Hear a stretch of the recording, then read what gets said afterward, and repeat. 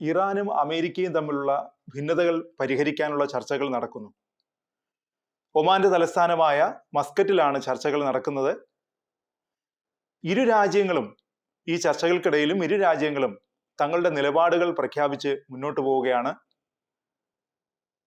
മറ്റ് അറബ് രാജ്യങ്ങളുടെ നേതാക്കളെ ഓർത്താണ് ചർച്ചയ്ക്ക് തയ്യാറായതെന്നാണ് അമേരിക്ക പറയുന്നത്. അതിനിടയിൽ മേഖലയിൽ നിന്ന് വരുന്ന വാർത്തകൾ അത്രയും ആശ്വാസം നൽകുന്നതല്ല. അതിനിടെ ഹോർമൂസ് കടലിടുക്കിൽ US കപ്പലുകൾ പിടിച്ചെടുക്കാൻ ഇറാൻ ശ്രമം നടത്തിയതായി റിപ്പോർട്ടുകൾ പറയുന്നു. ചെറു ബോട്ടുകളും ഹെലികോപ്റ്ററുകളും ഉപയോഗിച്ച് US-ന്റെ വാണിജ്യ കപ്പലുകൾ പിടിച്ചെടുക്കാൻ ഇറാൻ ശ്രമിച്ചതായാണ് മാധ്യമങ്ങൾ റിപ്പോർട്ട് ചെയ്യുന്നത്. പിന്നാലെ മേഖലയിലൂടെ സഞ്ചരിക്കുന്ന US പതാകയുള്ള കപ്പലുകൾ ജാഗ്രത പാലിക്കണമെന്ന് അമേരിക്ക മുന്നറിയിപ്പ് നൽകി.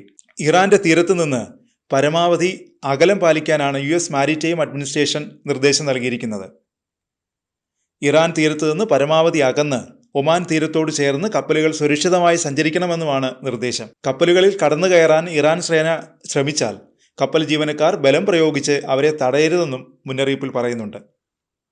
ഇറാന് നിർണായക സ്വാധീനമുള്ള മേഖലയാണ് ഹോർമൂസ് കടലിടുക്ക്. 2025 കണക്കനുസരിച്ച് പ്രതിദിനം 1.3 കോടി ബാരൽ ക്രൂഡ് ഓയിൽ ഇതിലൂടെ കടന്നു പോകുന്നുണ്ട്.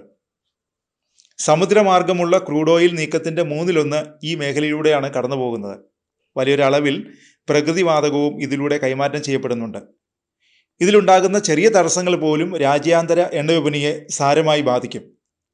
കഴിഞ്ഞ ദിവസം ഇറാനും US-ഉം ചർച്ച നടത്തിയിരുന്നു.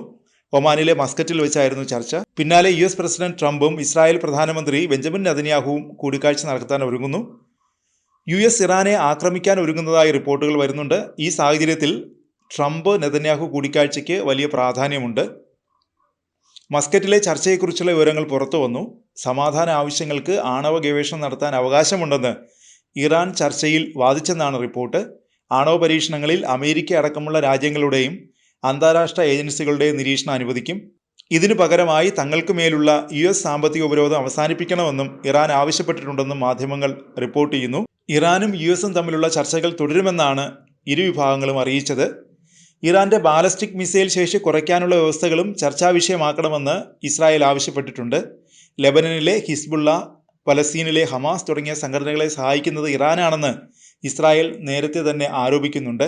ഈ സംഘടനകൾക്ക് സഹായം നൽകുന്നത് ഇറാൻ അവസാനിപ്പിക്കണമെന്നും ഇസ്രായേൽ ആവശ്യപ്പെടുന്നു.